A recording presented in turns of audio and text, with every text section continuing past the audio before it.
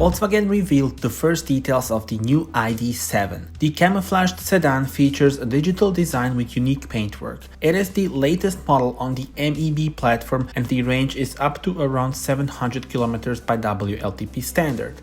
The advantages of the modular matrix with short overhangs and long wheelbase, 2.97 meters, provide benefits for the interior.